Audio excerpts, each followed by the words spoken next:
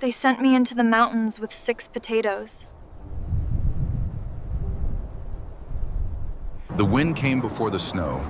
It always did in these mountains, sliding down the ridgelines in the dark hours before dawn, finding every gap in every wall, every crack in every door, moving through Brennan Ridge, the way a warning moves through a crowd, quiet and certain, and too late to stop what was already coming. The people of that small Appalachian settlement had lived with this long enough that they no longer spoke of it. They simply felt it arrive and pulled their wool tighter and went on with what needed doing. Calla Osgood felt it that November morning, the way she felt most things in her hands first.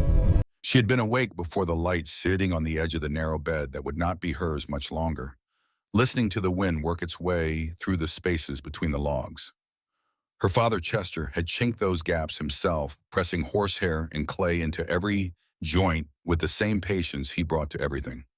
That had been 13 years ago. The clay had long since crumbled in places, and no one had replaced it, and now the wind found those places and came through, thin and cold and personal, the way grief does. She was 18 years old. Both her parents were dead, and in 3 hours, Elder Quillen Yarborough would stand in the center of the village and point his crooked finger at the road out of Brennan Ridge. Chester Osgood had died 3 years before on the upper ridges, brought down on a litter of lashed pine branches by 2 men who had heard the shot and gone looking. He was still holding his rifle when they carried him in that old repeater he had carried through the war and every hunting season since. Calla had been 15. She remembered the sound of boots on the porch steps and knowing before the door opened that something had changed forever. Her mother Nora lasted 2 more winters. The consumption had been working at her lungs for years, the mountain cold finishing what the sickness had started. By the end, she was thin as paper, and the sound of her breathing at night was something Calla learned to sleep through out of pure necessity. When that sound stopped in the gray hours of a February morning, the silence was so complete, it felt like a different kind of noise. What followed Nora's death was not mourning, not in the way the village might have observed it if Calla had been a different kind of girl from a different kind of family. What followed was a quiet reckoning. The Osgood land had always been modest: a house, a root cellar, a small outbuilding for tools, a kitchen garden that Nora had worked every summer until she could not. There was no deed in Calla's name. There was no male relative to speak on her behalf. There was only the unwritten law of Brennan Ridge, which everyone knew, and no one questioned, which said that land without a proper bloodline claim reverted to the village. And the village in this case meant Elder Quillen Yarborough, and Yarborough had a son named Kelton, who had recently taken a wife from the next valley and needed a place to set up his household. The logic was clean if you did not look at it too closely. Quillen Yarborough was a tall man going thin with age, his wool coat worn at the elbows, his eyes carrying the particular heaviness of a man who has made many difficult decisions and convinced himself they were necessary. He did not look at Calla when he pointed at the road. He studied the ground near his boots as though something of great interest had appeared there, and his finger crooked outward, and that was the whole of it. No ceremony, no raised voices. Just that finger and the road and the morning cold pressing in from all sides. Calla had packed what she could carry the night before because she had understood for some time that this was coming. A canvas tarpaulin rolled tight. 6 potatoes wrapped in burlap taken from the root cellar of her own home 3 days earlier, when she had seen Kelton Yarborough measuring the doorframe with the proprietary eyes of a man calculating what furniture would fit. No one had stopped her from taking the potatoes. Perhaps they thought it was fair. Perhaps they thought she would be dead before they mattered. She walked through the village without looking at the faces in the doorways and windows, because looking at them would have made it harder, and she could not afford harder. There was already a weight in her chest that had no name, something between grief and fury, and a strange cold clarity that was almost like calm. She carried the canvas under one arm and the burlap bundle in the other hand, and her boots made the same sound on the hardened earth they had always made on this road. But the road no longer led home. The chill bit at her fingers with a dry precision that smelled of ash and frozen pine. Each breath came out in a small white cloud that the air immediately scattered. She did not look back. At the edge of the village where the first houses gave way to the paddock fence and then to open ground, Kelton Yarborough was standing by the gate. He was not there to stop her. She understood that immediately. He was there to watch which was worse.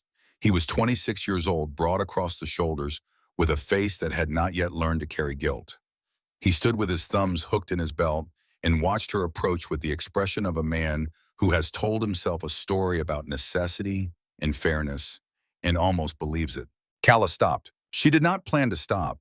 Her feet simply ceased moving and she turned and looked directly at him.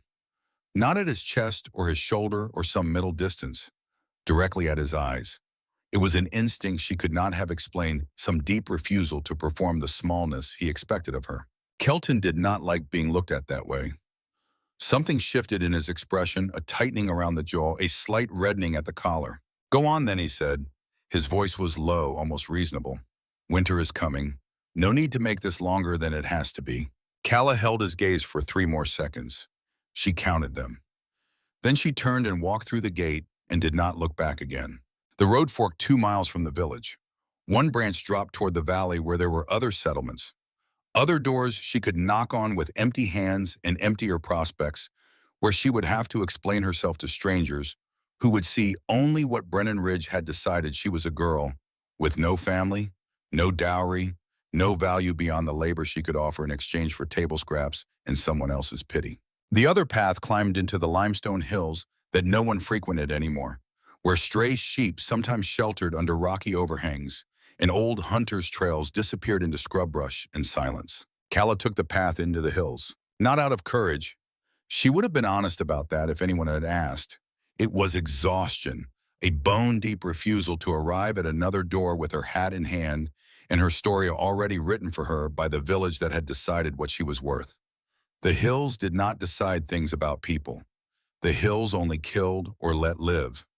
That November afternoon that seemed fairer than anything the men of Brennan Ridge had on offer. She climbed for nearly 2 hours, the canvas pressed against her chest, her toes going numb inside her patch boots. The trail was barely a trace of compacted earth and among the dry brush, visible only to someone who was looking hard enough or desperate enough to find it. The wind sharpened with every bend in the path, and her breath came in short, hard bursts that turned white and dissolved instantly in the moving air. The first large overhang she reached was a natural stone shelf, jutting from the hillside like a thick lip of rock, and behind it the limestone face had pulled back into itself. It was not a cave in any proper sense, more a deep hollow, perhaps 12 feet wide and 10 feet long, with a low curved ceiling that made her duck her head when she stepped inside. The floor was packed earth covered with years of wind-driven leaves, dry and layered, smelling of cold damp and moss. It did not smell of rot. It did not smell of death. The silence inside was the first thing that struck her. Not silence exactly, but the absence of the wind. The constant pressure that had been working against her skin and through her clothing for 2 hours simply stopped at the threshold, and the air inside was still. Her ears rang faintly with the sudden quiet, the way they ring after a church bell stops. Calla set down the canvas in the burlap bundle and stood without moving for a long moment. She pressed one hand to the stone wall, cold but dry. The limestone smooth in places, rough in others, the texture of something very old that had been waiting here without purpose or urgency for longer than anyone alive could remember. She sat down on the dry leaves with the bundle in her lap and stayed that way as the light outside shifted toward evening. The wind outside continued its work, pressing through the pine boughs, moving across the stone face of the hill. But here it was only a sound, a distant argument in a language she had not been invited to join. She ate one potato raw, chewing slowly, feeling the starch coat her tongue and the cold air cool the inside of her mouth with each breath. 6 potatoes total. She would need to make them last. That night, Calla wrapped herself in the canvas, pressed her back against the rear wall of the hollow, and drew her knees to her chest. Outside, the first snowfall of the season had begun. She could hear it arriving, the particular softening of every sound that happens when snow fills the air. Inside, she was out of the wind, and that distinction she understood with complete clarity was the distance between dying and not dying. She was already thinking, not about the village, not about Kelton Yarborough's face at the gate, or Quillen Yarborough's crooked finger. She was thinking about what this hollow needed to carry her through the winter. She had her hands. She had the time that had been forced on her. And she was hungry enough that quitting was not a serious option. Dawn came gray and thin. The hollow was colder than the night before, and she understood why before she opened her eyes fully. The wind had shifted during the night and was now pushing directly through the opening, Low and steady, not striked, but persistent bleeding, the small warmth her body had generated into the open air with quiet efficiency. She needed a wall. She spent the morning studying the hillside with different eyes than the day before. Yesterday, she had been looking for shelter. Today, she was looking for material. The slope above and beside the ledge was covered in loose limestone, some of it in natural cascades where freeze and thaw had pulled pieces free over decades. The largest stones were immovable alone, but there were dozens of medium-sized pieces, roughly the size of two fists pressed together, that she could carry one or two at a time with sustained effort. She began hauling. Within the first hour, her hands were raw. The rough limestone scraping skin that had softened over years of indoor work, the mending and cooking, and small, careful tasks that the village had decided were the whole of what she was. She did not stop. She built up a pile at the mouth of the hollow, then began setting the first course of stones across the lower portion of the entrance, not to seal it completely, because she would need airflow above when she eventually had fire, but to block the ground-level wind that was stripping the air around her sleeping place. She had seen this done with the goat pen back in Brennan Ridge, old Thomas stacking fieldstone low across one end to cut the draft while leaving the top open for circulation. If it worked for goats, she told herself it could work for her. By midday, she had 3 stones stacked, and nearly a fourth, and then the whole arrangement leaned outward and came down in a clatter, 2 of the larger pieces rolling toward the edge of the ledge before she caught them with her boot. She stood there breathing hard, looking at the scattered stones, her hands bleeding in a dozen small places from the rough edges. She started again. The second attempt reached 4 courses before something shifted in the base and the wall fell inward, this time scattering the dry leaves she had been sleeping on and sending a cold cloud of leaf dust into her face. She sat down on the ground and closed her eyes. Her father's voice came to her without invitation the way it sometimes did. A memory from when she was 11, trying to help him repair the chicken coop after a hard win. She had been frustrated then too, almost crying, and Chester Osgood had crouched beside her and said it without any particular emphasis the way he said most things. First time you build something, it falls. Second time, it falls different. Third time, maybe it stands. She got up and started a third time. This time, she dug shallow depressions in the packed earth, first pressing each base stone down into its own small socket so it could not skid. She selected the flattest pieces for the bottom course and saved the more rounded ones for higher up, where they could wedge against each other. And this time she scooped cold mud from under the leaf layer at the very back of the hollow, where moisture from outside had collected over years of runoff. And she pressed that mud into every joint between the stones. The mud was nearly frozen and difficult to work. Her fingers went beyond numb into a strange, distant pain, the kind of pain that feels like it belongs to someone else. But she packed the gaps and let the mud find its shape, and by the time the light was failing, she had a wall 3 courses high across most of the opening, with a narrow gap on the left side she could squeeze through. It was fragile. It would not survive many hard rains, and it would never be what a mason would call a wall. But it stood. She pushed against it with both hands, and it held. The wind that came through the opening now passed over the top of the wall and moved through the upper space of the hollow, while the air near the ground where she slept stayed still. She ate another potato in the dark and noticed that the air around her ankles was warmer than it had been the night before. Not warm, but warmer. In the arithmetic of survival, those few degrees were everything. A fox appeared on the ledge outside as the last light faded. It sat at the edge of the wall and watched her through the gap for what felt like a full minute, its amber eyes catching what remained of the dusk. Then it turned and disappeared into the brush without any particular hurry. Calla watched the empty space where it had been for a moment. In 2 days of climbing these hills, she had not seen another human being. But she had been seen. Everything on this mountain had eyes before the village did. Over the following days, she worked through the problems one at a time. The moss from a north-facing limestone outcrop 50 yards from the hollow came up in thick green mats that she carried back in armloads, her raw hands protesting with every grip. When she laid down on the moss that afternoon to test it, she felt the difference against her back. Leaves compressed into nothing under a person's weight and gave up their insulation by morning. Moss was different. Its dense internal structure, maintaining its depth even under pressure, continuing to trap warm air next to her body through the night. That single change meant the difference between sleeping and merely enduring the darkness. She gathered dry pine needles from under the overhang, where they had collected out of the weather-striped, dead bark from a fallen trunk. Higher on the slope rolled dry grass into tight, compact balls. When she finally struck the flint on the fifth attempt and the spark caught in the tinder, and a small orange flame appeared between her shaking hands.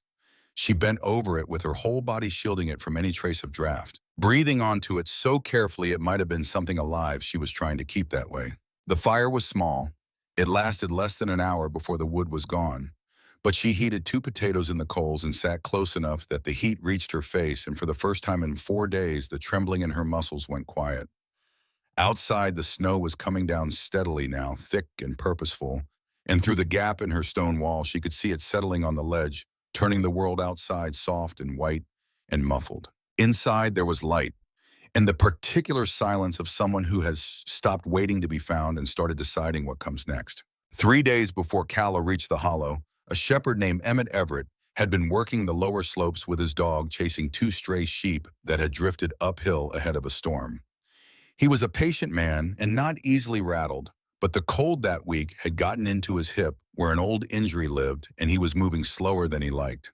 He pushed higher than he had intended before the sheep finally cornered themselves against an outcrop and allowed themselves to be gathered. On the way back down, with the dog circling the sheep and the light going gray in the west, Emmett stopped. He had lived in these hills long enough to notice things that were different. The smoke rising from the ledge above him was barely a thread faint enough that a less careful man would have passed it off as morning mist, or the way cold air sometimes moved above a dark rock face. But it was rising in a thin, straight column from a place that should not have had fire in it, and it was the wrong color for anything natural. He stood there long enough to understand what he was seeing. Then he went on down to the village. That evening in the common house, over the kind of supper that stretches thin in early winter, Emmett mentioned what he had seen. He said he had spotted smoke coming from up near the limestone overhang around where that Osgood girl had been sent. He said it calmly, the way he would report any observation without particular judgment attached. Some of the men at the table laughed. One said the cold had gotten to Emmett's eyes. Elder Quillen Yarborough, who had grown thinner in the weeks since he signed the order, stared at his bowl and said it was probably a brush fire or a hunter's camp or a trick of the light.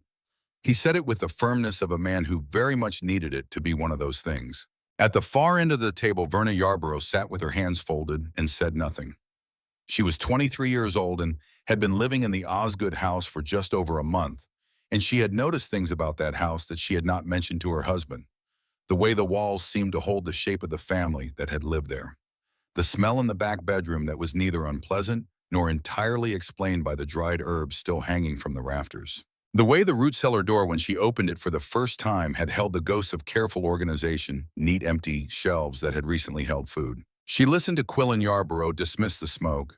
She watched the table move on to other conversation, and she said nothing, but she turned the information over in her mind with the attention of someone who has decided that other people's certainty is not the same thing as truth. Later that night in the house that had belonged to Calla Osgood, Verna sat at the edge of the bed and unpinned her hair and asked Kelton, who was sitting by the fire with his back to her, whether they had been right to let the girl go out with nothing. Kelton did not turn around. "That is the law," he said. Verna looked at the back of his head. "Law or convenience," she said, her voice even descriptive, rather than accusatory, the way she had learned to say difficult things. "Kelton," he said, a warning in the name. "This room smells like her mother," she said. "I am not saying that to blame you. I am saying it because I feel it every morning, and I suspect you do too." He did not answer, but she watched his shoulders stiffen in the firelight, a small movement that told her she was right. "That shepherd saw smoke," she continued. "If she is alive up there in that hollow with nothing through this cold, then your father and you put her there. I think you should let yourself understand what that means." She did not wait for his response.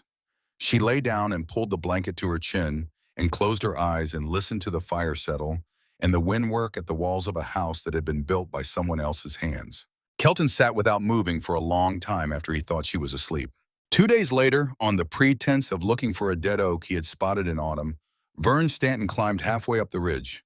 He was a careful, unhurried man, a woodcutter who spent his working hours reading the character of trees, and he brought that same quality of attention to what he saw from the slope. At roughly 100 yards from the hollow, he stopped and stood without moving for 10 minutes. He saw the stone wall at the entrance, crude but intentional. He saw the carefully arranged branches under the rock overhang protecting a small woodpile. He saw Calla moving between two piles of stones with the methodical patience of someone working a problem she had already partially solved. She was thin. That was the first thing, thin in a way that made the distance between where she stood and where she had been in November feel very large. But she was moving with purpose, and there was nothing in her posture that suggested she was losing. He went back down and said nothing to anyone until that evening, when his wife Hulda asked him directly what he had found on the ridge, because she had seen the look on his face when he came back in, and she was not a woman who was satisfied with less than the truth. "She is alive," he said. "She is building something up there. She looks thin, but she is working." Hulda set down her spoon and looked at him across the table for a long moment. "If that girl survives this winter up there with nothing," she said, "then she knows something we do not. Something worth learning." Vern did not answer right away. Then he said carefully, "I think you might be right about that." Hulda looked at the window at the dark outside and the snow that was just beginning to come down again. She thought about the hollow on the ridge. She thought about the girl she had known since childhood, who had always been quiet in a way that was not shyness, but rather a kind of density, as though she was taking in more than she let back out. She thought about the question she had not asked her husband out loud, the question that had been sitting in her chest since he came back from the ridge with that look on his face. The girl was alone up there in the middle of a hard winter with 6 potatoes in a canvas tarpaulin, and she was building walls out of fieldstone in the cold with her bare hands. And she was alive. What kind of knowledge does that require, Hulda thought, that none of us apparently have? The answer to that question was going to matter before spring. February arrived like a broken promise.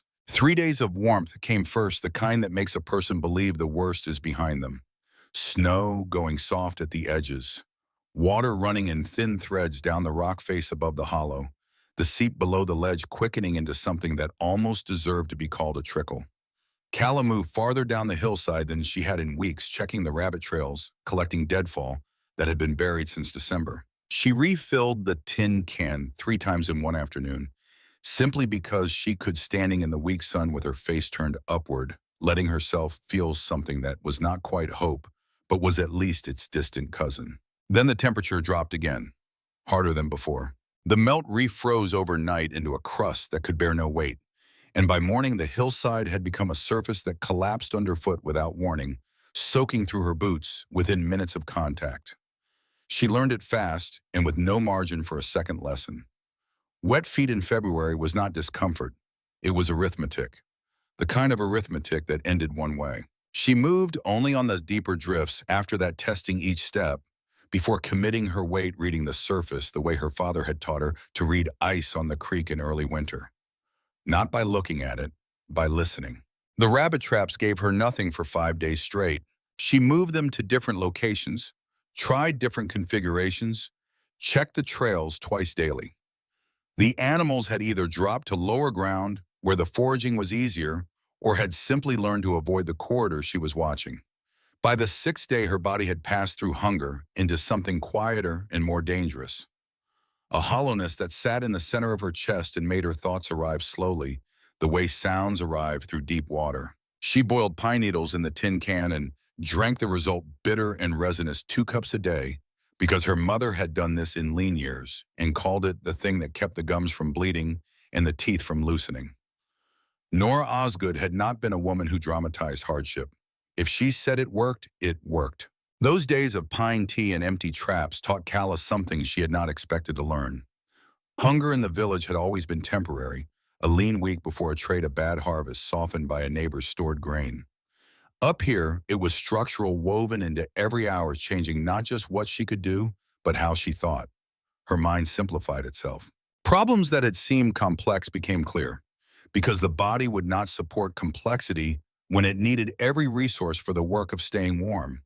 She stopped thinking about the village at all during those days.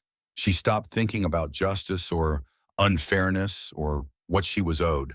She thought about the trails.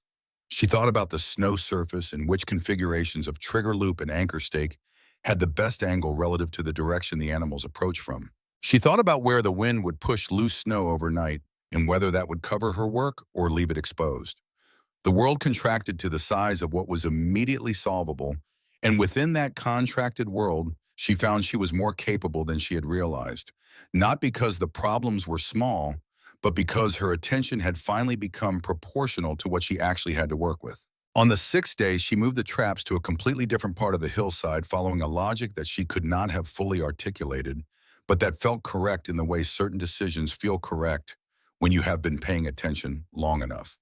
She repositioned the anchor stakes differently, angling the loop so it would catch something moving from the north rather than the south. The seventh day, one trap held a rabbit. Calla prepared it with cold, fast hands, the way she had prepared 100 birds and small animals over the course of her life, without ceremony, without sentiment, because ceremony was a luxury that required an audience and she had none.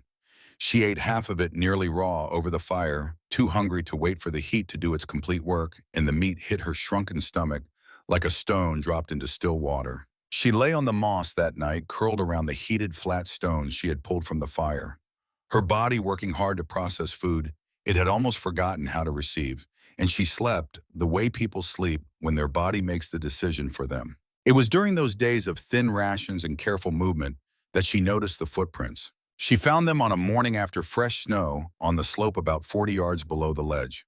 A single set of boot tracks coming up from the lower hillside, stopping in a spot with a clear line of sight to the hollow entrance, then turning and going back down.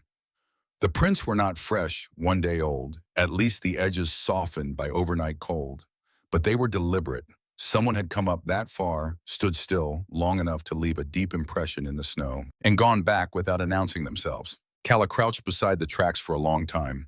She was not afraid exactly. The feeling was more complicated than fear.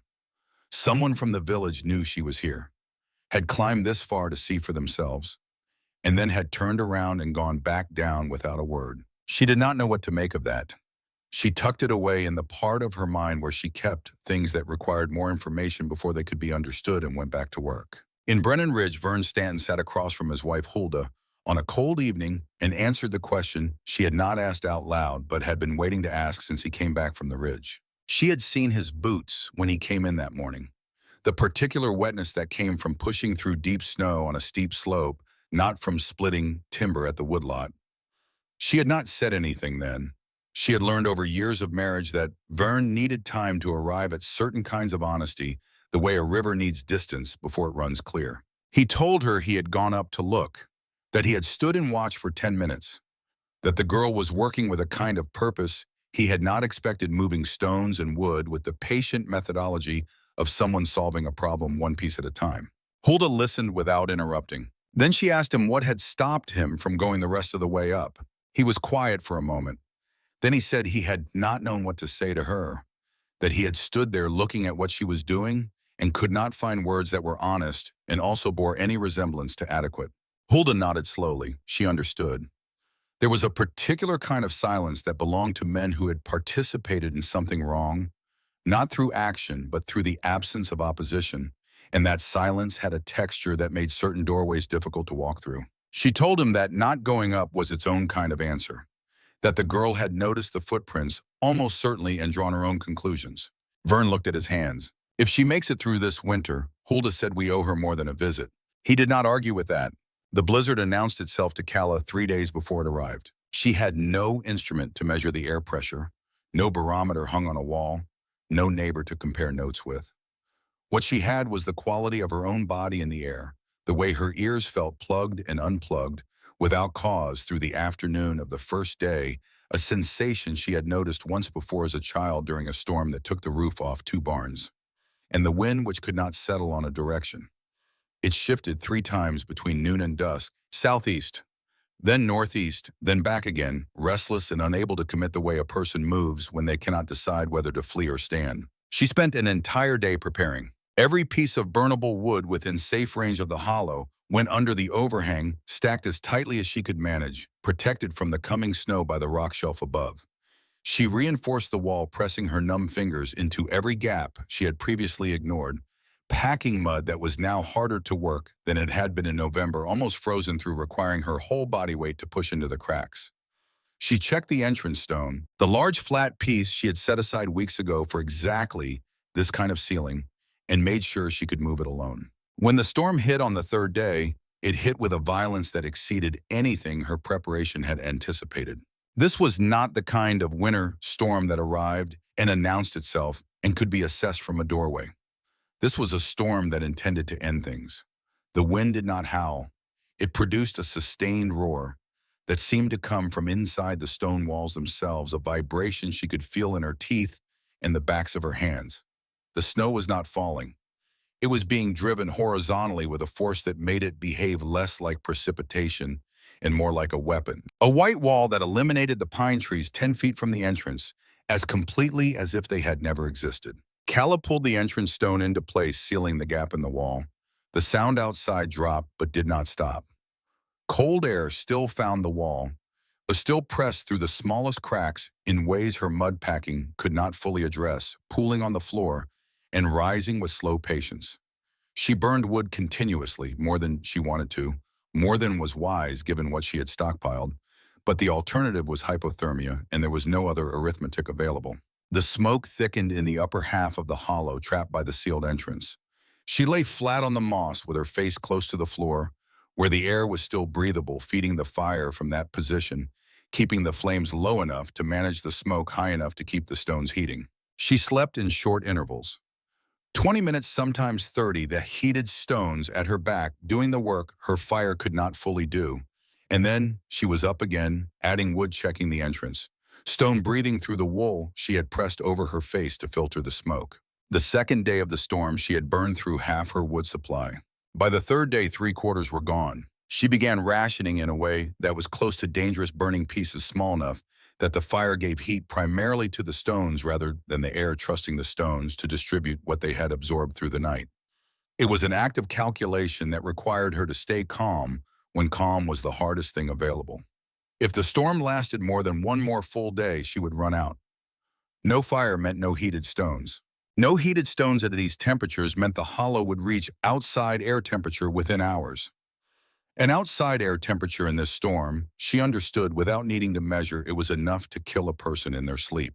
She had understood the arithmetic of survival since the first week on the mountain, but the blizzard compressed it in a way that made it physical, something she felt in the muscles of her arms rather than worked out in her head.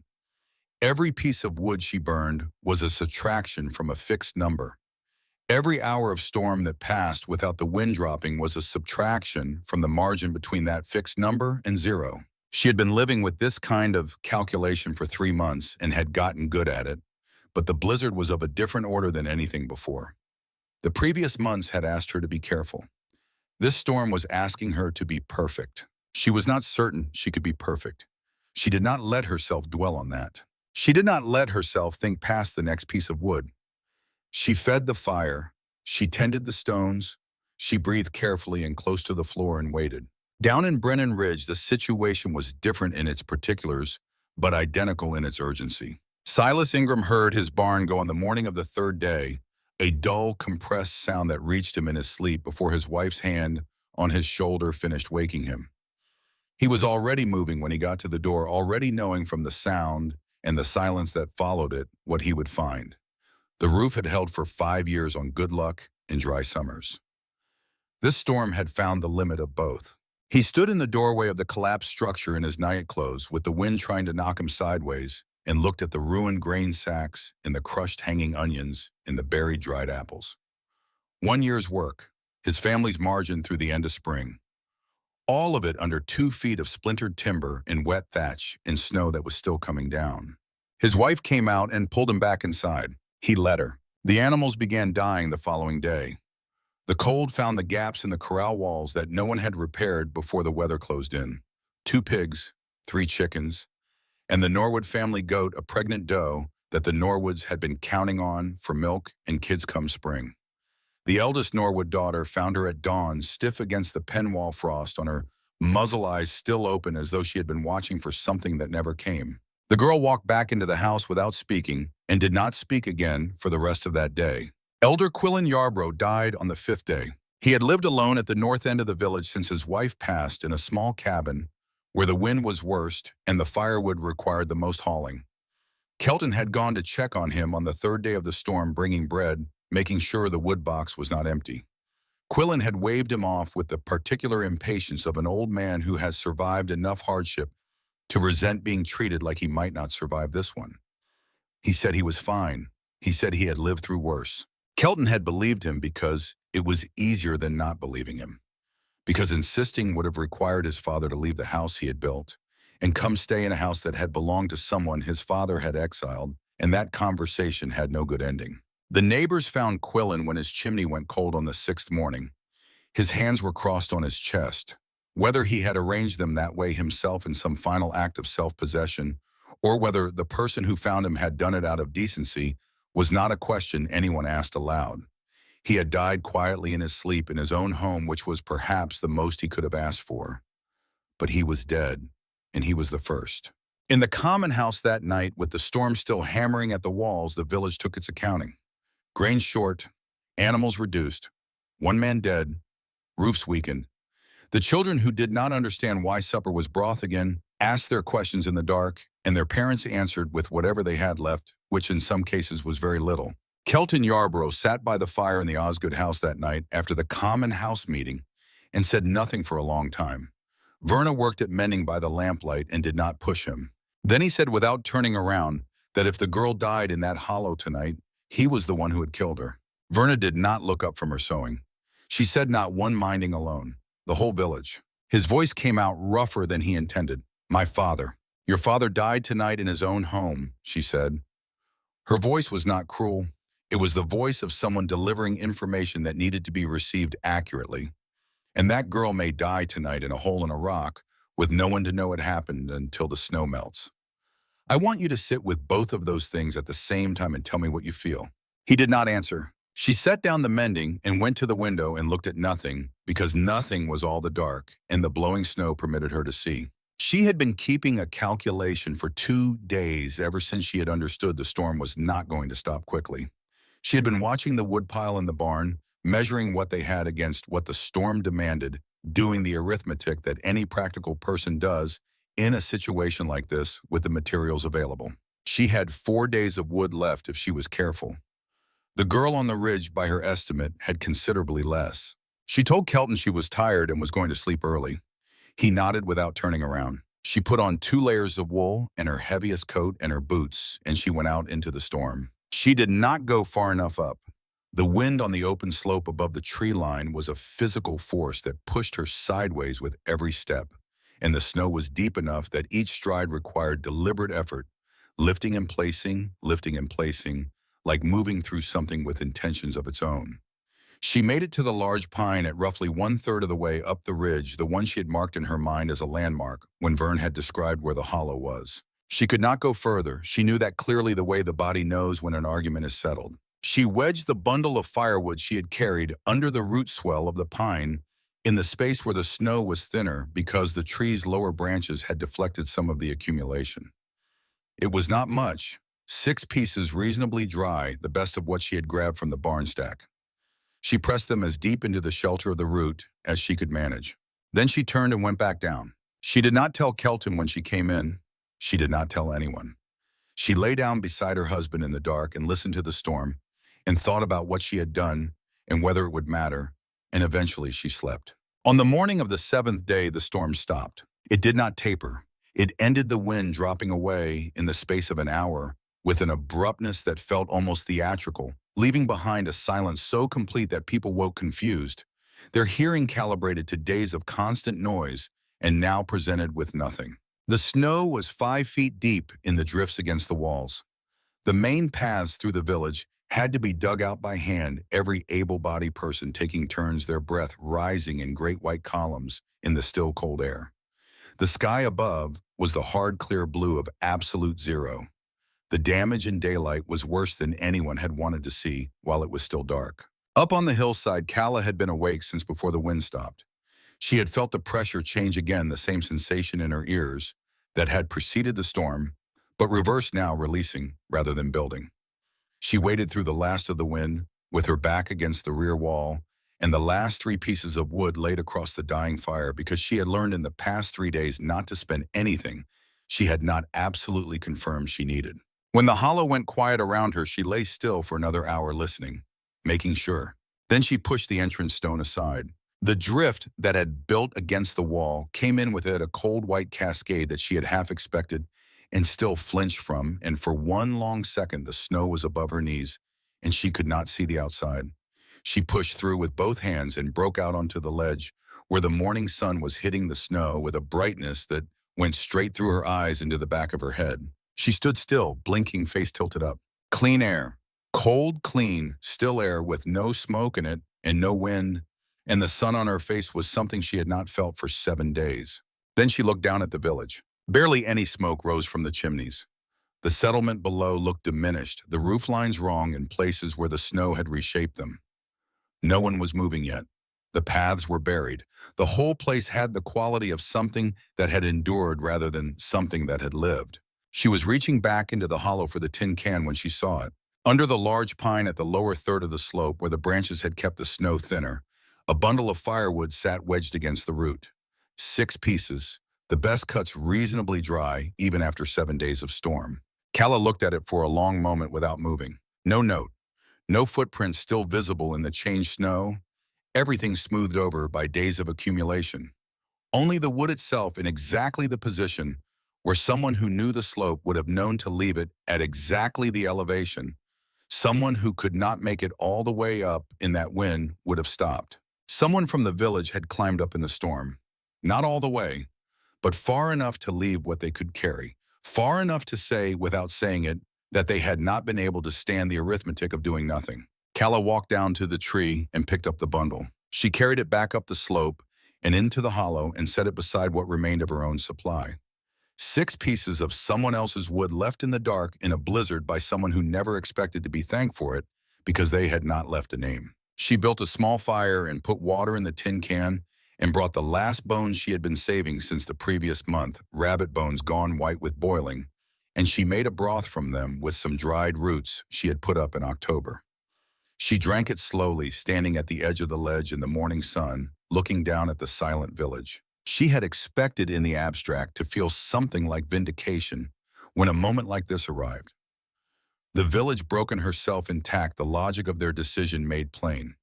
She had expected a kind of cold satisfaction, the emotion of a debt being called.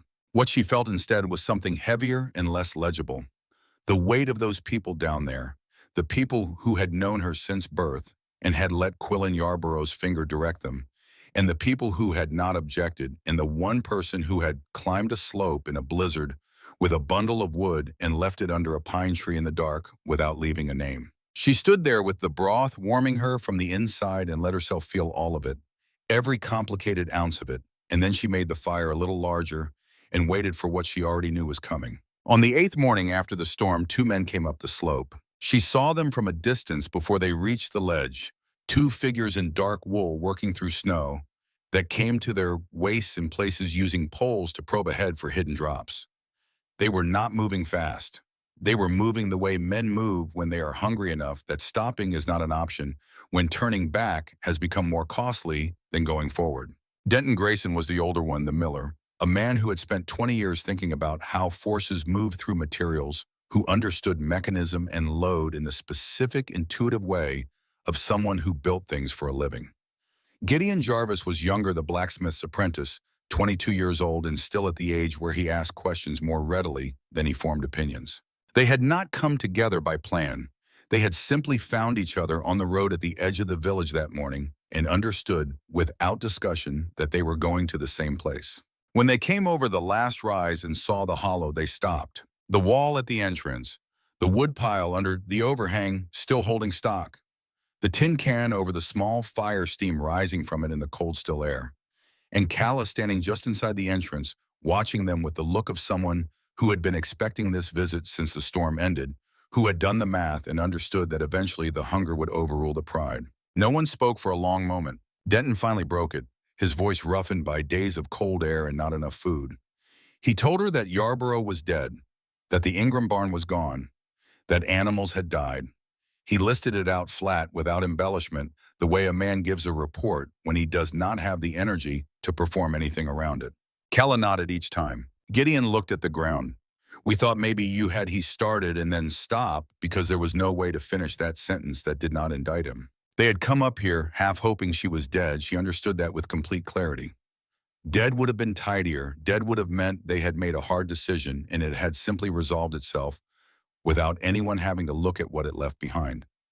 Alive meant they had to stand here in the snow and be the men who had exiled her and then come looking for what she knew. Calla stepped aside from the entrance. "Come in," she said. She gave them the remaining broth and sat them by the fire. They drank without meeting her eyes, their heads bent over the tin cups she had fashioned from a folded bark, hands curled around them for the warmth. When some color had come back into their faces, she began. She did not explain principles. She showed them. She took Denton's hand and placed it against the upper section of the wall, then the lower section, and let him feel the difference in airflow without telling him why it was there. She pulled a heated stone from beside the sleeping area and put it in Gideon's hands, watched his blacksmith's instinct register the temperature and duration and what it implied about the material. She pointed to the moss bed and pressed her boot into it once and let him see the way it recovered, and she said only one word: pressure. Denton asked about the dark stones on the top course of the wall. She told him one sentence and watched him make the connection to every other thermal principle he already knew from building a mill. Gideon asked which stone held heat longest. She described the difference between dense limestone and the porous pieces by texture, and he nodded with the recognizing nod of someone who has handled enough metal to understand mass and retention as physical facts rather than abstractions. Neither of them apologized. She did not ask them to. An apology here in this hollow with the village reduced and the winter not finished would have been a performance neither of them had the resources for, and she did not have the patience to receive one. What passed between the three of them in that hour was something more functional and more durable than an apology. When they stood to leave, Denton said they would come back with others. He said it matter-of-factly, as though it were a logistical detail, but she heard what was underneath it. He was asking in the only language available to him in that moment whether she would receive them. She told him the fire would be here. She watched them make their way back down the slope, two dark figures in a white landscape growing smaller with distance.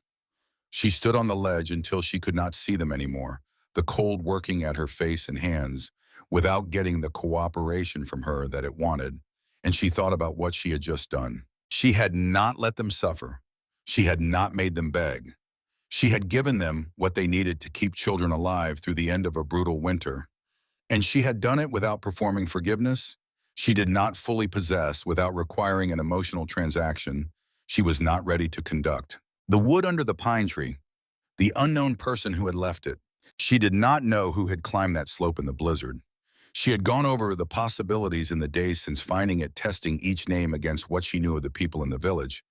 And she kept arriving at the same uncomfortable conclusion that the most likely candidate was someone who had no obvious reason to save her. She would not know for certain for months. But standing on the ledge in the clean, cold air of that morning, she understood something she had not let herself fully understand before.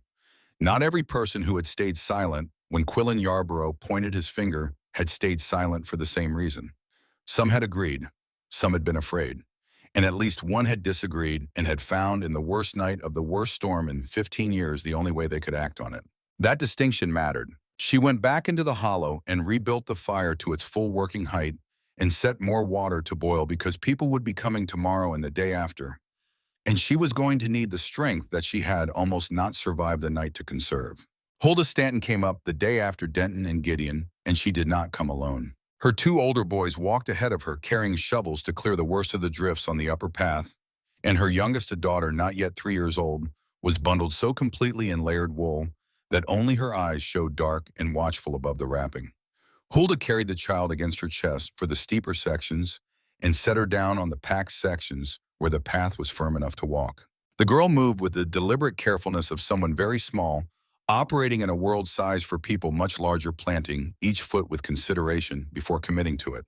Huldah brought a piece of hard cheese no bigger than a closed fist and a heel of dark bread, the most she could spare from what her family had left. She placed them on the flat stone beside the hollow entrance without ceremony or explanation, the way you place a tool where it will be useful without making a speech about it. Then she looked at Calla directly. In 17 years of living in the same village, the two of them had spoken perhaps a few dozen times the way people in small settlements speak who know each other's histories without having chosen each other. But the woman who stood in front of Calla now was not performing anything. She was not managing her expression or calculating her words.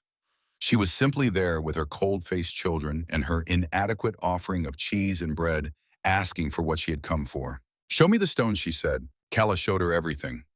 Not through explanation, but through demonstration, the way she had learned it herself by doing and feeling the result. She put Hulda's hand against the wall where the temperature difference was most legible. She showed her how to identify the flattest base stones by running a thumb across the surface. She pressed Hulda's palm into the moss sleeping area and watched her feel the resistance, the way the material pushed back instead of collapsing. Hulda asked 3 questions through the whole demonstration, each one precise and practical. The questions of someone who already understood the shape of the problem and needed only the specific details to complete what she was building in her mind. The little girl sat on the canvas, Calla spread for her, and watched everything with those dark, serious eyes, understanding nothing and missing nothing, the way very young children observe the world with a completeness that adults have mostly lost. When Hulda left an hour later, with her boys and her daughter, she paused at the edge of the ledge and turned back. She said that her son's cough had been bad for 2 weeks, that the cold was getting into his chest at night in a way that frightened her. She said this flatly without asking for anything as a statement of fact about her world. Calla told her to heat the flattest stones she had until they held their warmth for more than an hour, then wrap them and put them at the foot of the child's bed. She said it would not cure anything, but a body that was not spending all its energy fighting the cold from the floor up could fight the sickness instead. Hulda nodded once and went down the hill. What happened in Brennan Ridge over the next 10 days was not organized. No one called a meeting about it. No one stood up in the common house and announced a new approach. It happened the way most real changes happen, through individual people, making individual decisions under pressure, and then those decisions spreading because they worked. Hulda heated stones in her own hearth that first night and wrapped them in cloth and carried them next door to the Norwoods in the dark, and the boy slept through the night for the first time in 2 weeks without the rattling in his chest that had been keeping his parents awake, listening for it to stop. His mother met Hulda at the well the following morning, and the look on her face communicated everything before she said a single word.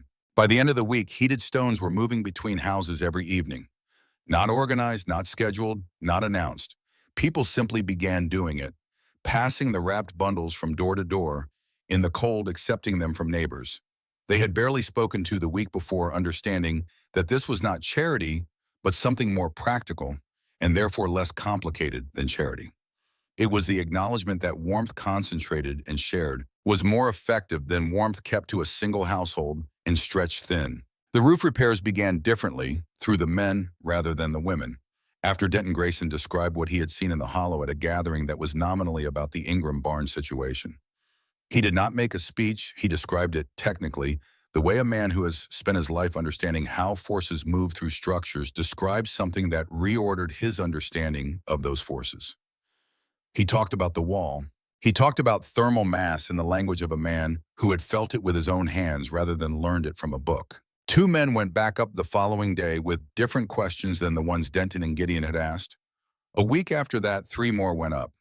Calla answered every question once and answered it completely, and she did not repeat herself. If someone had already heard the answer from someone else, she pointed them back to the person who had given it and moved on. She was not running a school.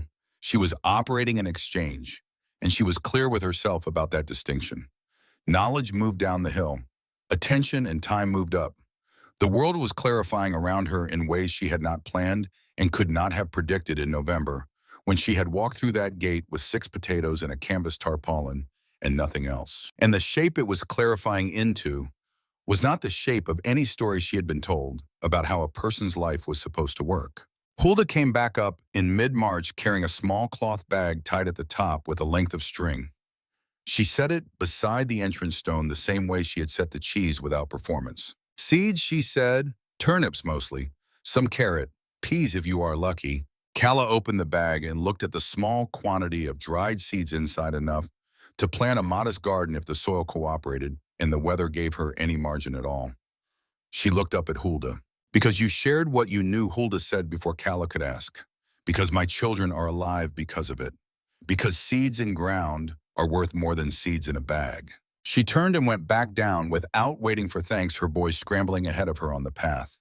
Calla planted them that afternoon in the 6 by 4 foot patch of south-facing ground at the edge of the ledge, pressing each seed into the soil she had been building since January, with ash and decomposed moss spacing them the way her mother had taught her, with the particular care you give to something that contains a future you cannot yet see.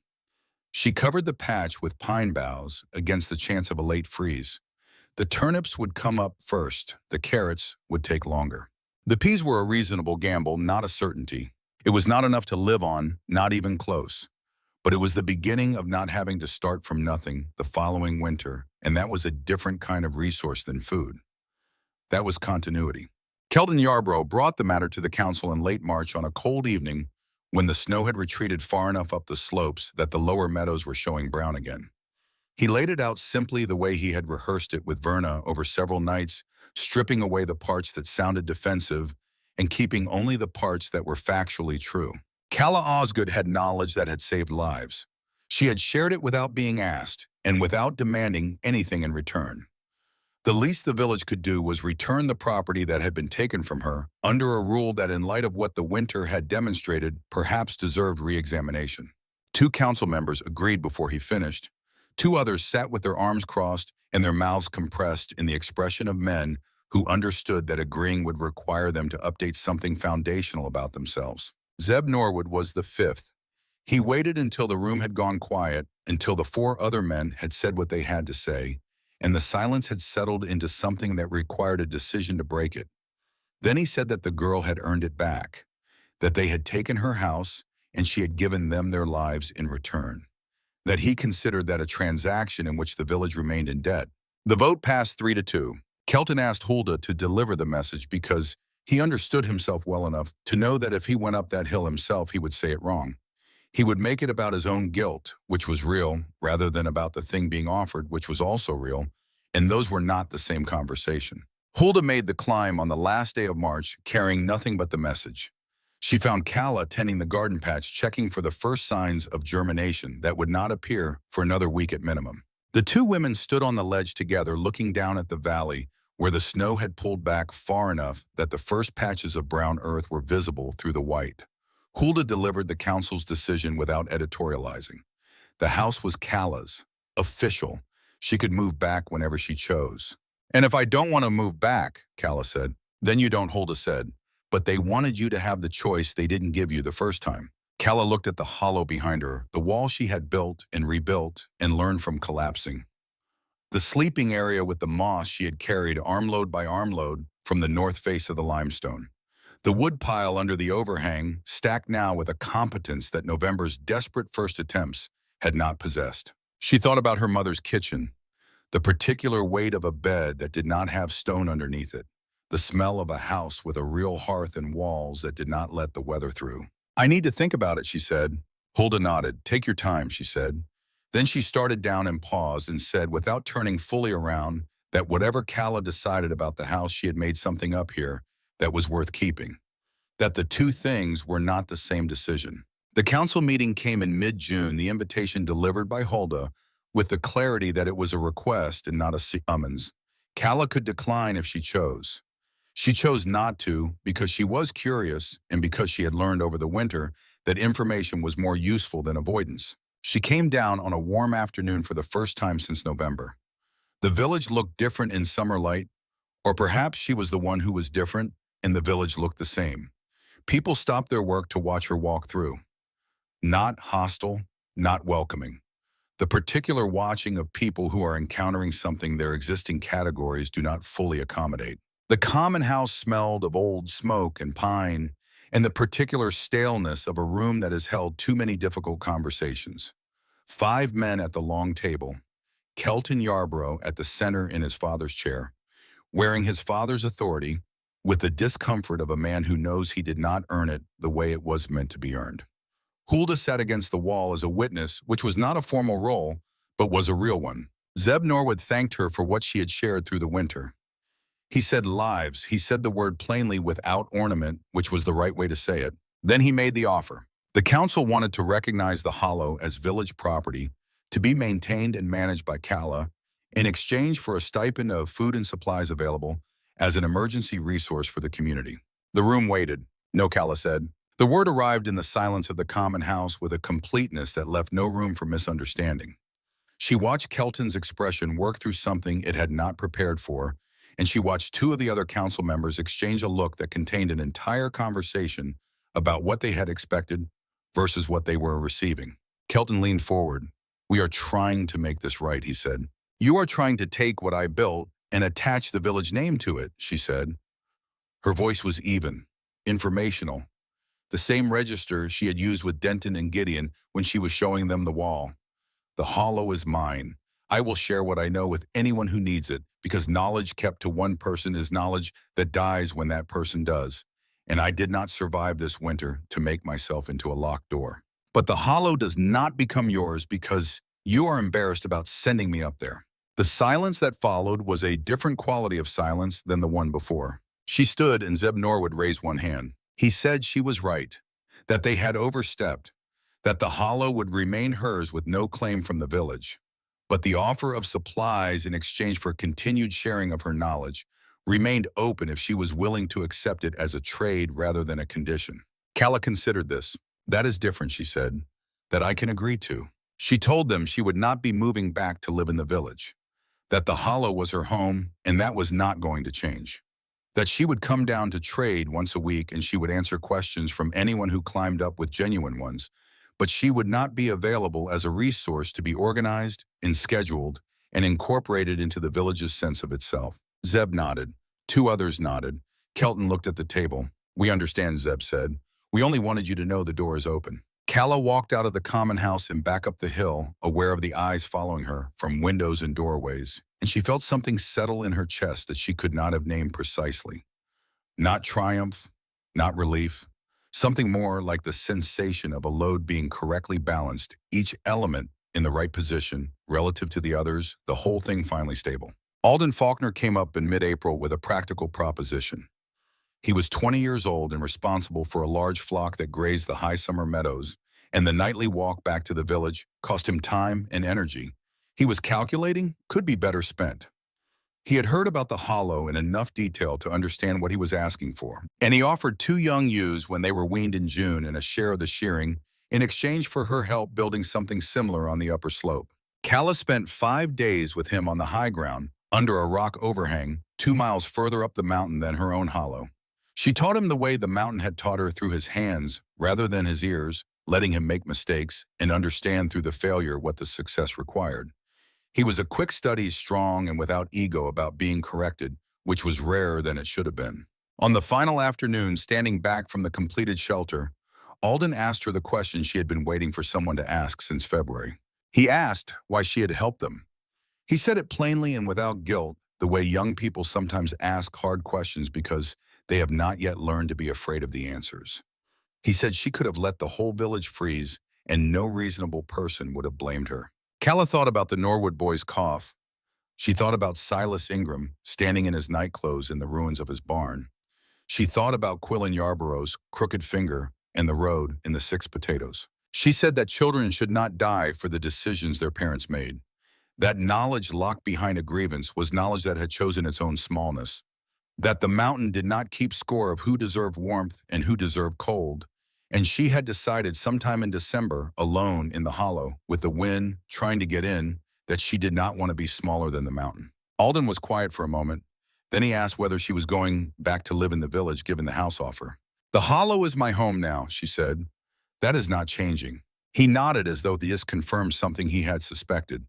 Then he picked up his tools and started the walk to his new shelter, and she watched him go and felt something she recognized after a moment as satisfaction. Not the sharp kind, but the durable kind, the kind that does not require an audience. The ewes arrived in June as promised. 2 young females, healthy and alert, which Calla kept in a small pen she built from deadfall and salvaged rope at the south edge of the ledge. They were the first real wealth she had held since November, animals that could multiply and produce and sustain themselves if managed well. She named them morning and evening after the 2 qualities of light that structured her days, and found herself talking to them more than she had talked to anyone in months, her voice returning to its full register after a winter of using it only when necessary. She had been building the 2nd shelter since April, half a mile from the hollow under a smaller overhang on the northeast face of the ridge, she had been constructing a space that was not for herself and not for anyone she knew. She built the entrance wall with the same technique she had developed through trial and error in November, but this time without the errors, the base stones set deep, the courses balanced, the mud packed into every joint with the competence of someone who had done it enough times to stop thinking consciously about each step.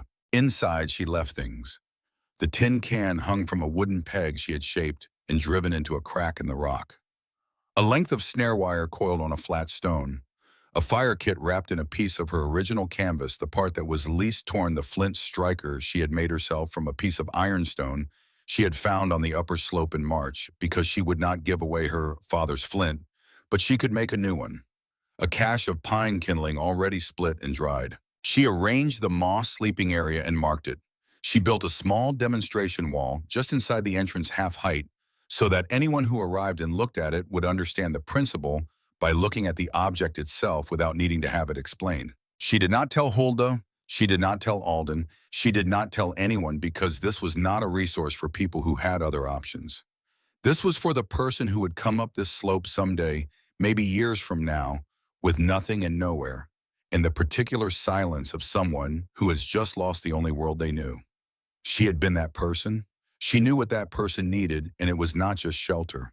It was evidence that someone before them had survived this exact situation and had thought specifically and practically about making it possible for them to survive it too. She left no note because she had no paper.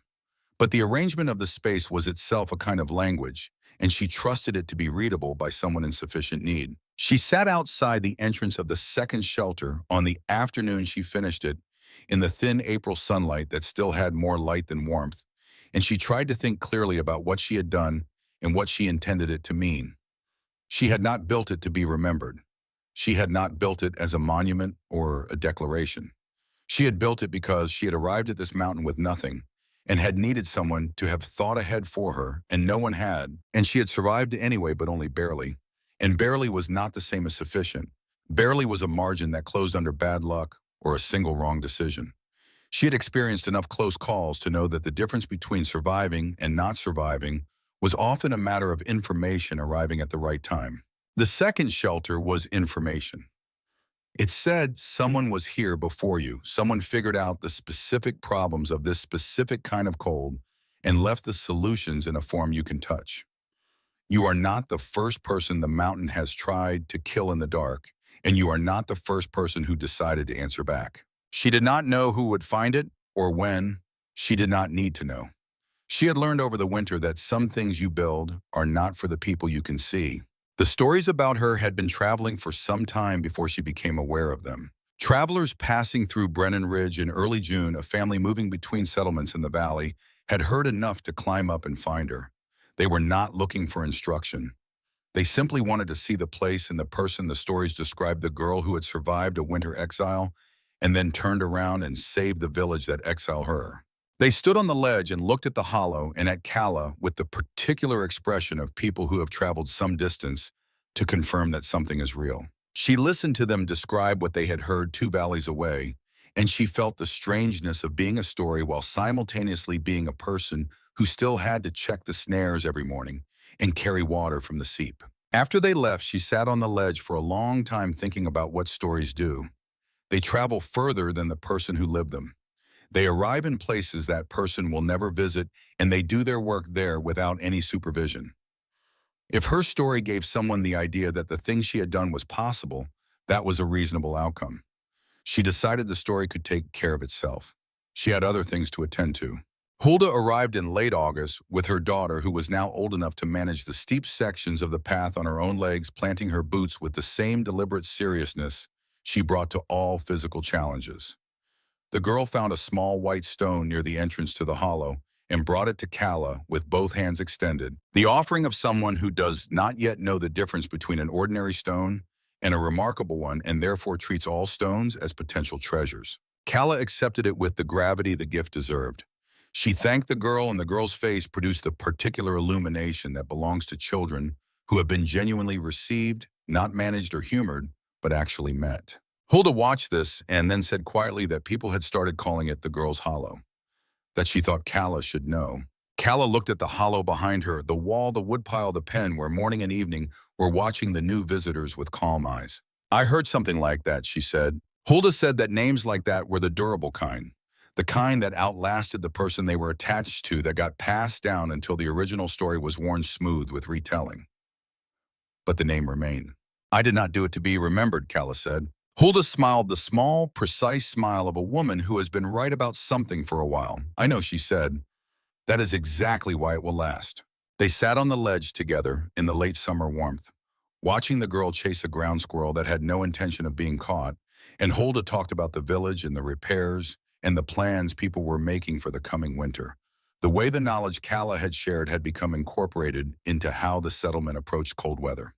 Stone was being used differently. Roof lines were being reconsidered. The practice of shared heated stones had become so ordinary that no one commented on it anymore, which was, Hulda said, the sign that something had genuinely changed rather than just been temporarily adopted. Calla listened and felt the complexity of that.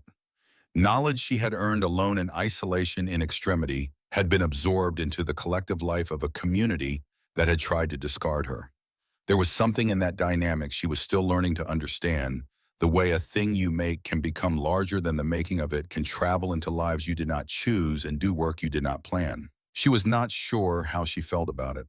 She thought she would probably be not sure for a long time, and that this was appropriate. Certainty was something she had learned to be suspicious of up here. The mountain offered very few things that were straightforward, and the things that looked straightforward at first usually revealed themselves to be more complicated once you had lived with them through a season change. Verna Yarbrough came up alone one afternoon in early September. She came without announcement and without an offering and without the social machinery of purpose that most visitors brought with them. She stood at the edge of the ledge and waited to be acknowledged, which Calla did, after a moment setting down the kindling she had been splitting. They had not spoken directly since the winter. They had been in proximity at the June council meeting, but the meeting had not been a place for the conversation that needed to happen, and neither of them had forced it. Verna said she had something to tell her. The fifth night of the blizzard. The firewood under the large pine. It was her. The words landed into silence between them and stayed there, not diminishing. Calla had known for some time that it was likely. She had gone through the possibilities with the patience of someone who has long days and a habit of honest accounting, and she had kept returning to the same conclusion. The person who had left that wood had known the slope well enough to know where to go, and had possessed both the motivation and the particular kind of courage that is not dramatic but is real. The courage of doing something good in secret with no expectation of acknowledgement, in the middle of a storm, knowing it might not even be found. That did not describe many people. It described one. Kelton does not know, Verna said. No one does. I could not go all the way up. The wind was too much. But I could not do nothing. Calla was quiet for a moment, long enough that the sounds of the hillside filled the space between them, the wind in the pine boughs, the movement of the yews in the pen. Then she said that she did not know for certain whether she would have made it without that wood, that the last night of the storm had been the closest thing to not surviving that she had experienced, and she had experienced several such nights. That 6 pieces of firewood in the right place at the right time was not a small thing. Verna's hands opened and closed at her sides. We live in your house, she said. Your father built those walls. I wanted you to know that someone in that house understood what had been done. Calla looked at this woman who had arrived in Brennan Ridge as a stranger and had moved into a dead woman's home and had spent a winter carrying the weight of a wrong she had not committed and had found the only way available to her to act on it. She had spent a good part of the spring thinking about what she would feel if she ever found out who had left that wood. She had imagined herself feeling grateful and had wondered if gratitude was too simple. She had imagined herself feeling suspicious of the motive and had recognized that as a reflex from a harder time. She had imagined herself feeling nothing in particular, which sometimes happened with very large things, the emotion arriving later, or not at all. What she had not anticipated was this, that knowing would feel primarily like being correctly understood. Not forgiven because forgiveness implied a position of power she did not hold over Verna Yarbrough. Not reconciled because reconciliation required a shared accounting that could not be completed between them. But understood, seen accurately by someone who had been in a position to look away and had chosen instead to act in a way that cost her something. That was not a small thing to have given someone, and it had been given in the dark in a storm with no expectation of return. There was no clean accounting here. There was no version of the ledger that came out even, but there was a woman standing at the edge of a ledge in early September, saying a true thing she had kept to herself for 7 months, not asking for anything in return. Calla stepped back from the entrance. "Come in," she said. "I have pine tea if you want it. It is not the best thing I have ever made." Verna smiled small and genuine and stepped inside the hollow for the first time. She stood in the center of it and looked at the walls, the sleeping area, the careful organization of tools and supplies, and the physical logic of everything in its specific place. She looked the way people look at something they have heard described many times and are now seeing the real version of understanding simultaneously that the descriptions were accurate and that they were also insufficient. "It is beautiful," she said quietly. Calla handed her the tea and sat down on the sleeping area and let the afternoon light come in through the entrance, and they drank the bitter pine tea in the close quiet of the hollow and listened to the mountain doing its own work outside. There was nothing left to resolve between them, not because the wrong had been undone, because it had not been and could not be, but because both of them had done what was available to them in circumstances they had not chosen, and the truth of that had been said, and now it simply existed between them as a fact about the world. When Verna left, she went down the hill without looking back, and Calla watched her go from the edge of the ledge until the path turned, and she disappeared into the lower tree line. September brought the first real cold of the season, the kind that carried conviction. Calla moved through her preparations with a competence that bore no resemblance to the desperate improvisation of the previous November. The woodpile was deep built methodically over the summer. The moss sleeping area had been refreshed with new growth. The wall had been rebuilt in the spring with the benefit of a full winter's experience behind every decision.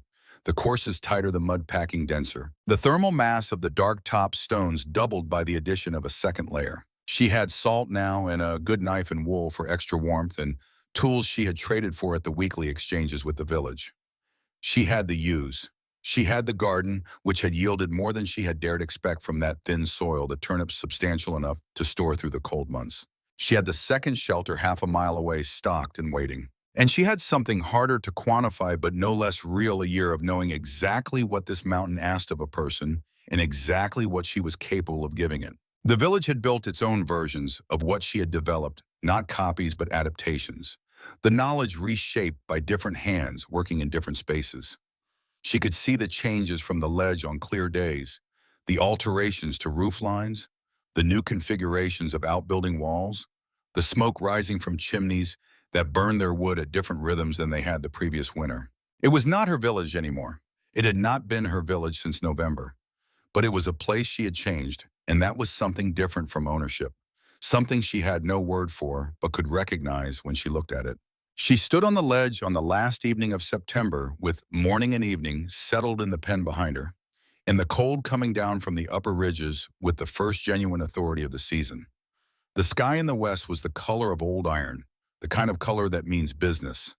She could feel the temperature dropping in the space of minutes, the change in the air that she now read with the same reflexive accuracy with which she had once read the expressions of people who held power over her. She went through the hollow's inventory in her head: wood, moss, stone in position, fire kit, food enough for 3 months with careful management longer if the traps cooperated. The water seep would slow but not stop. She had a second wool blanket and a proper coat that Verna Stanton had traded her in exchange for advice about his wood storage. She thought about her father, about that rifle still in his hands on the litter of pine branches. She thought about her mother's hands in bread dough, the particular efficiency of someone who had done the same work for 30 years and moved through it without thinking. She thought about the root cellar in the house where Kelton and Verna Yarborough lived, now the smell of that cellar that was the smell of her entire childhood, concentrated into a single sensation. She was not those people, and she was not that child. She was something that had come after them, made in part from what they had given her, and in larger part from what the mountain had required of her across one winter that had been trying to be the last one. The wind picked up, carrying the smell of pine and something colder underneath it. She went inside and she pulled the canvas across the entrance against the draft, and she knelt by the fire ring and built the evening fire with the economy of someone who does not waste what they have worked for. The flames caught in the dry tinder, and spread to the kindling, and then to the split wood, and the light moved across the stone walls of the hollow with the same motion it had made on the first night she had ever lit a fire in this place. When she had 6 potatoes and no future, she could see past the following week. The hollow was warm, not the extravagant warmth of a house with a large hearth and walls that kept nothing out. The earned warmth of a space that had been understood and worked and shaped over time into something that held what was given to it and gave it back slowly through the night for as long as it was needed. Outside, the first snow of the new season was beginning to fall. She could hear it in the way the sound of the wind changed the slight softening at the edges. The world outside becoming its winter self again. She was ready, and this time she was not alone in being ready. That was not a small thing. She had learned over a year on this mountain that most of the things that mattered were not large and obvious, but small and precise. The difference between a stone seated correctly and a stone placed without thought, between knowledge shared and knowledge hoarded, between a person who acts in the dark without signing their name and a person who stays inside and tends their own fire. She did not need the village's recognition to know what she had built here.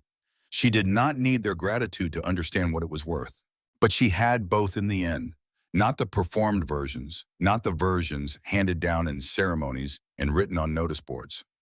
The real versions, the kind that show up as seeds left on a stone wall, in a bundle of firewood under a pine tree in a blizzard, and a woman standing at the edge of a ledge saying a true thing because she could not carry it alone any longer. The fire settled into itself. The hollow held its warmth. The snow came down outside patient and without judgment, covering everything equally. Calla Osgood lay down on the moss with her coat pulled over her, and her back to the warm stones and her face toward the entrance where the firelight played against the wall we had built with her own hands from the materials the mountain had offered, and she was 19 years old, and she was home.